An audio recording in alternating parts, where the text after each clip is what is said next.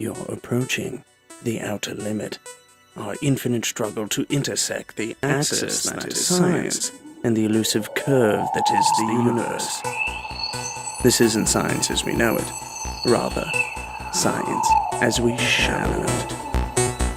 The socioeconomic systems within which we live are the red blood cells of a scientific community. Money makes the world go round, with a little help from a molten core and a nearby star. To Marx's chagrin, a market economy makes science research happen. Yet it is most important in research where a market-ready product is never a certainty. The limit of medical science. Dr. Vuk Pavlovich of the Mayo Clinic studies hematopoietic stem cell biology and its application in cancer therapy. I spoke with him from his home in Rochester, Minnesota. As one might expect, idle chat soon turned to the culture of science in his native Croatia, from where he moved to the United States in 1984. Science at that time, and I'm talking late 50s, 60s of the past century, was not considered a productive force in the way we see it today.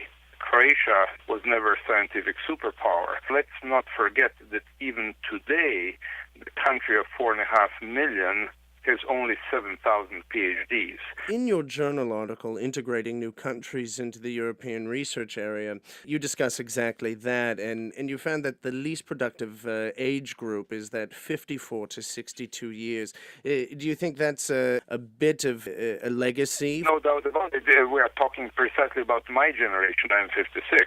What we are looking at is really a generation that grew up in communism, where science did not develop based on, again, quote-unquote, market forces.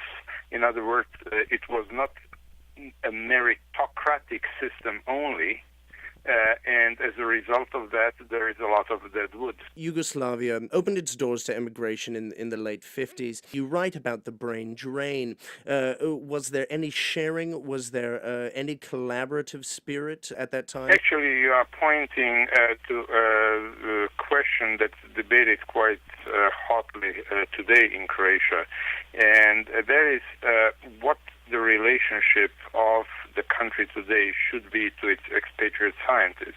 The past 60 years has left the scientific infrastructure of Eastern Europe decimated, making it difficult to compete with the European research area. Our team is only as strong as its weakest member, even with the incomparable Thierry Henry at striker. The personal relationships of expatriate scientists to colleagues back home is now facilitating collaboration between international institutions. Dr. Vuk Pavlovich and colleagues in Croatia and Israel are developing new techniques in hematopoietic cell graft engineering. Dendritic precursors are removed from the patient and taught to respond to the cancer. The mature dendritic cells are grafted back into the bone marrow, triggering the immune system. We can create a lot of cells that are supposed to do the right thing, but they don't. The reasons why they are not ultimately effective are numerous, and some of them may be due to the fact that we have a novel understanding of cancer that is still being developed, and that is that cancer essentially may be a stem cell disease. There is some strong evidence for these concepts, and that will probably have a major effect on our thinking, that we have been treating the bulk of the tumor and not those few cancer stem cells that give rise to the bulk of the tumor. In essence, you've been hunting alligators when you should be draining the swamp. I would say rather going to alligators' eggs in the swamp. Footnote, Dr. S. Vuk Pavlovich, telephone interview, April 22nd, 2006. I think that for this outer edge, or probably this concept of cancer stem cells, be something that fits into this.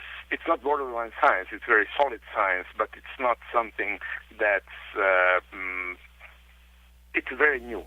Until next time, make rigorous observations and be prepared to cite your sources. See you near the limit.